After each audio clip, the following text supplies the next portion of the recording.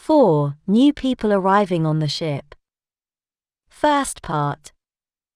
Hello again, thank you for being here with me once more. Welcome to my channel. I am Mari Swaruu. Sorry for the voice variation, but my usual system is not working. This content can be taken as science fiction or how the viewer sees best, but I take my information very seriously and whoever has eyes to see. Welcoming new crew members, Pixis Alexa of Error, Aiden Izar of Error, Tarel of Tema, and Amikleth of Tema. As I've said before, the most important single thing to take away from all my messages is that there are more people just like you in space, there is more humanity outside Earth. The limits that define humanity are quite foggy, far from the little green humanoids versus humans the media has been pushing for decades.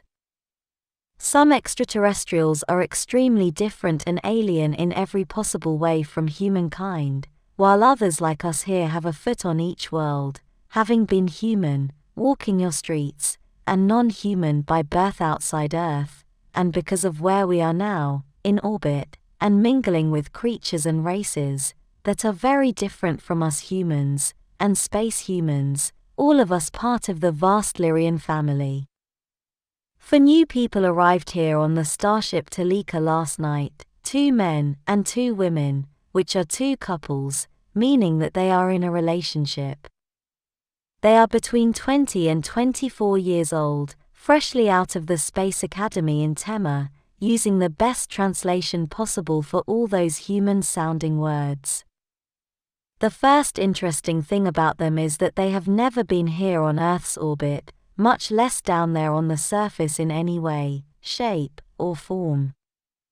They have never been incarnated on Earth, never had a life there, and all they know about everything that is going on here, and about Earth is what is taught at the Space Academy itself, and that is quite far from what is actually happening, as you know. They are 2 couples, man and wife, who are the pilot and co-pilot of 2 new fighter-class ships in which they arrived, each couple in each ship. We are quite short of hands here, these days, as the total head count of the entire crew of Toleka is only 28 men and women, so they are coming here to help, to give us a hand. As those of you who have been following me for some time know, the Higher Galactic Federation, impersonated by the Atorthan race from Orion, is arriving at the end of December of this year to make a general auditory to every single Federation race orbiting Earth. They want to know how many there are, and what exactly each one of the races is doing here, what is their purpose, and what are their activities. This is far from being the first time they are here, far from it, but the ugly part is that bad things tend to occur on Earth, right after they make their auditory, and leave this area. As we are so few here, Queen Alanim decided to bring 4 more people, who will fulfill the role of fighter pilots, designated to take care of the Taygetan flagship Toleka, where we are. Although this could be seen as some kind of a Taygetan military build-up, it is more for what we cannot foresee, and to show some independence and strength here, and in no way it means that there is going to be any kind of military aggression. Also, as the Federation is so strong, it would be ludicrous, so it is not the case. Alanim chose them directly from flight school back in Tema, mostly because these 4 are the top of their class, in human words and equivalents, they are Taygetan Top Guns. Alanim also chose them because they have no ties, and no relationship with Earth, much unlike the majority of this crew, as you know.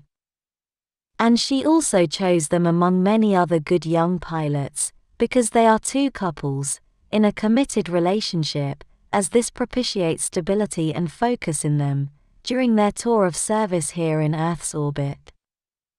So, these 4 people are fresh arrivals, complete, pure Taygetans with no experience with Earth, and its problems and affairs.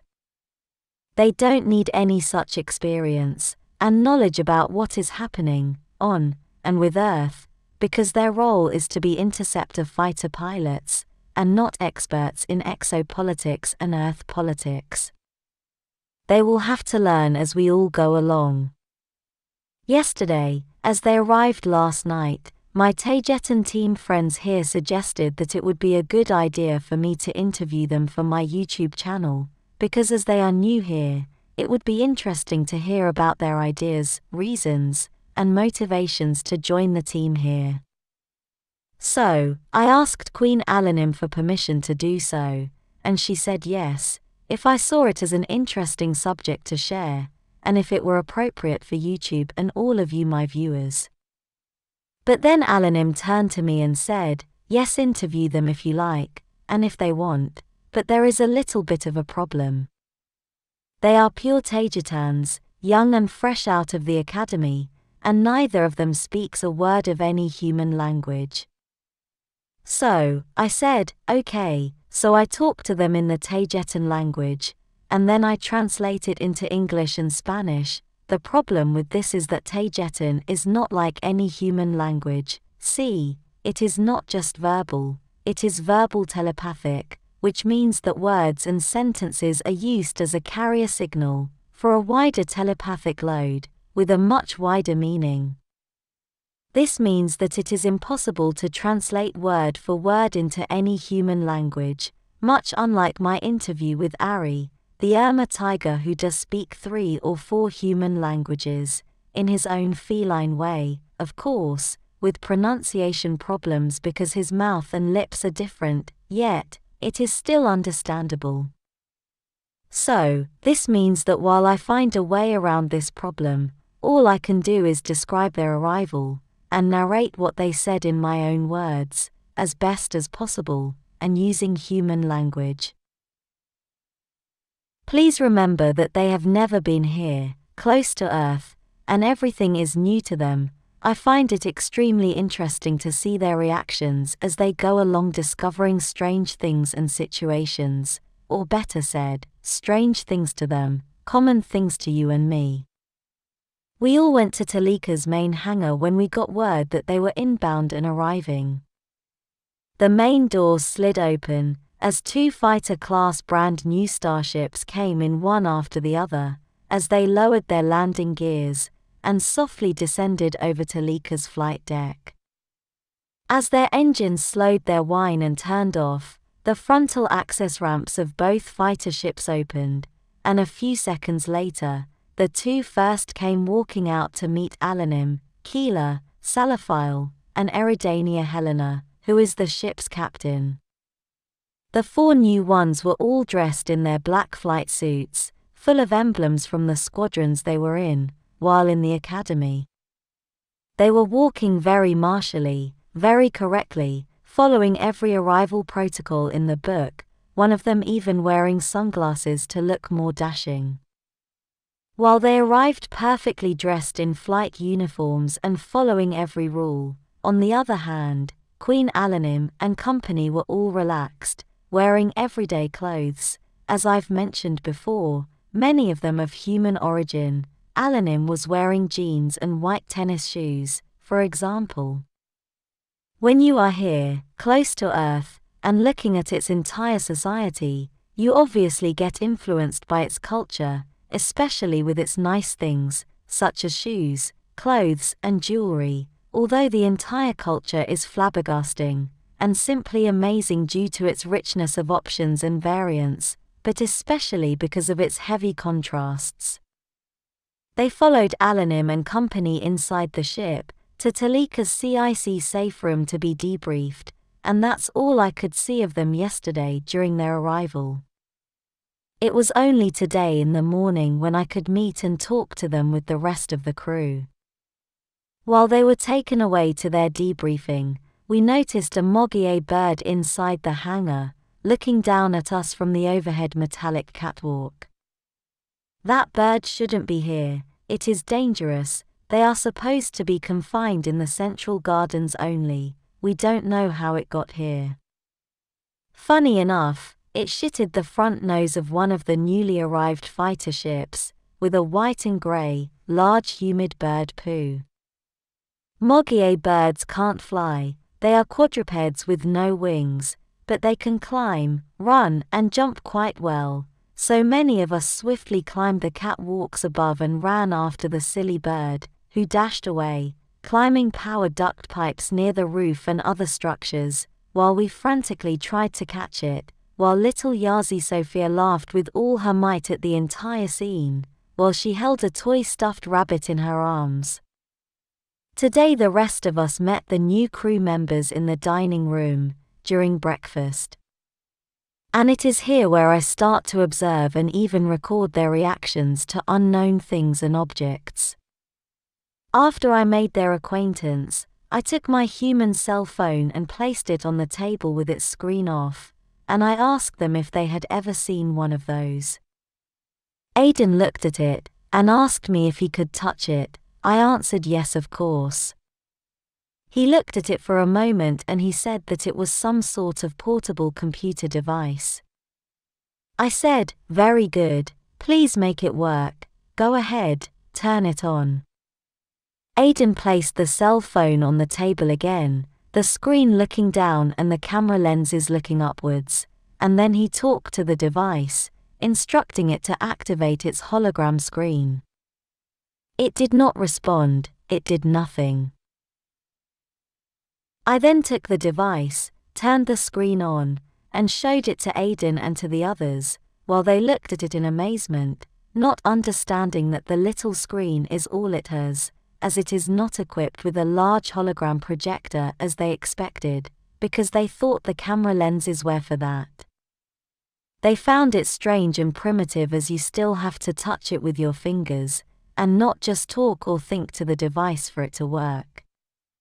Then we talked about how to begin to understand human society, and I suggested looking at movies, and studying them, besides researching everything in the ship's archives and online, on the human internet.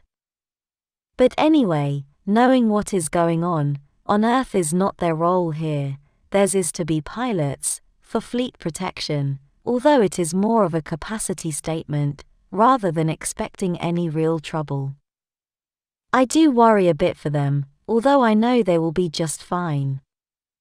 The problem is that they are truly inexperienced greenhorns, and they know close to absolutely nothing about what is going on here, but they can fly a fighter ship. I asked them why they wanted this job, and they answered that it was because it was a chance to make a real difference, and because they would serve their queen closely. Make a difference, they say. Okay, that does sound like Federation trainee propaganda, I tell you that. They have a lot to learn, and that is a severe understatement.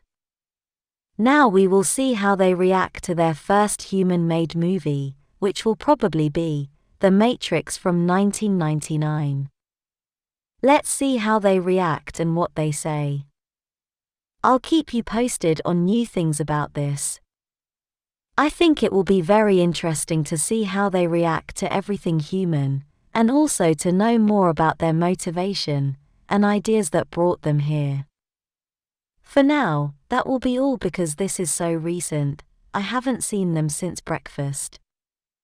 And that's all I interacted with them until now. Besides being two pairs of greenhorns, they are very nice people, loving and extremely open, and willing to share all their life openly, with complete transparency, which may not be a good idea when interacting with humans. Needless to say, it breeds many problems, but they most probably will not anyway.